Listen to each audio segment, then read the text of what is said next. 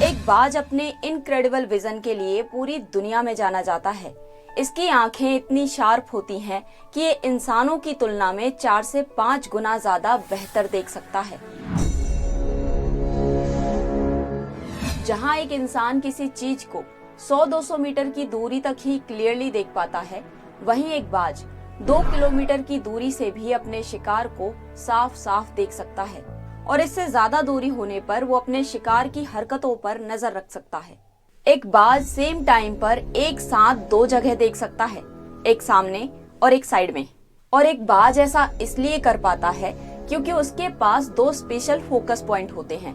Phobia, आंख का वो हिस्सा जहां पर सबसे ज्यादा साफ दिखाई देता है। हम इंसानों के पास भी फोबिया होते हैं, पर हर एक आंख में सिर्फ एक, जबकि एक बाज के पास हर एक आंख में 2 फोबिया होते हैं, कुल मिलाकर 4। Central phobia, front focus, zoom, hunting. जब ये अपने प्रे पर फोकस करता है तब इसकी दोनों आंखें ठीक सामने की ओर अलाइन हो जाती हैं और सेंट्रल फोबिया यूज होते हैं। लेटरल फोबिया, ये साइड अवेयरनेस के लिए होते हैं।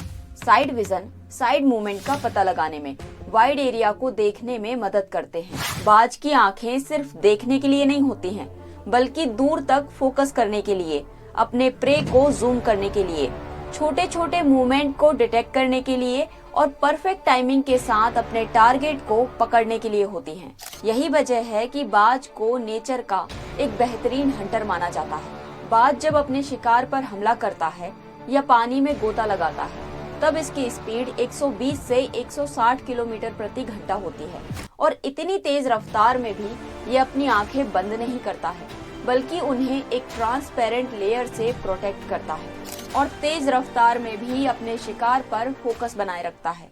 इस ट्रांसपेरेंट लेयर को निक्टेटेटिंग मेम्ब्रेन कहा जाता है। ये एक ट्रांसपेरेंट थर्ड आईलिड होती है जो साइड से स्लाइड होकर आंख को कवर करती है। ये धूल मिट्टी और तेज हवा से आंखों को प्रोटेक्शन देती है। इसके ट्रांसपेरेंट होने की वजह से एक बाज सब कुछ साफ साफ देख पाता है। आपने कई परिंदों को आसमान में उड़ते हुए देखा होगा, लेकिन जब बारिश आती है, तूफान आता है, तब सबके सब अपने घोंसले की तरफ मुड़ जाते हैं। लेकिन एक बाज उन्हीं तूफानी हवाओं के कंधों पर सवार होकर बादलों को चीरता हुआ इतनी ऊंचाई पर जाकर अपनी उड़ान भरता है जहां पर कोई और परिंदा जाने की हिम्मत ही नहीं कर पाता है। ये हवा के दबाव को समझता है और हवाओं के सहारे बादलों से भी ऊपर उड़ने लगता है। बाज हमें सिखाता है कि मुश्किलों से डरना नहीं है, बल्कि उनका सामना करना है। आप में से कुछ लोगों ने ऐसा जरूर देखा होगा कि तेज बारिश हो, तूफान हो और बाज आसमान में अपनी उड़ान भर रहा हो, मानो वो तूफान को चुनौती दे रहा हो। बाज तूफान को चुनौती देता है, पर ये ऐसा हमेशा नहीं करता है। असलियत थोड़ी सी अलग है। बाज तूफान से लड़ने नहीं जाता है, बल्कि वो हवाओं को समझता है, हवाओं के बदलाव को समझता है। जब तेज हवाएं ऊपर की तरफ जाती हैं, तब बाज अपने बड़े पंखों को फैलाकर उन हवाओं के साथ ऊपर उड़ जाता है और बिना ज्यादा मेहनत किए ऊंचाई हासिल कर लेता है। जहां दूसरे परिंदे संघर्ष करते हैं, वहीं बाज हवाओं का इस्तेमाल करके ऊपर उठ जाता है और ऐसा वो अपनी जरूरत के लिए करता है।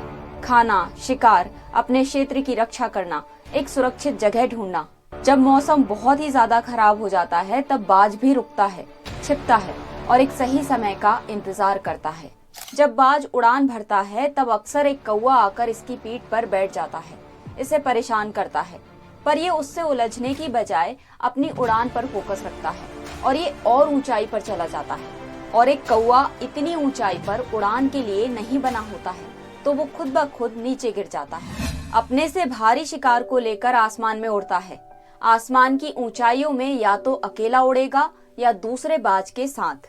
परफेक्ट मूवमेंट के लिए ये घंटों इंतजार कर सकता है। कभी भी जरूरी ना होने पर ये अपनी एनर्जी वेस्ट नहीं करता है।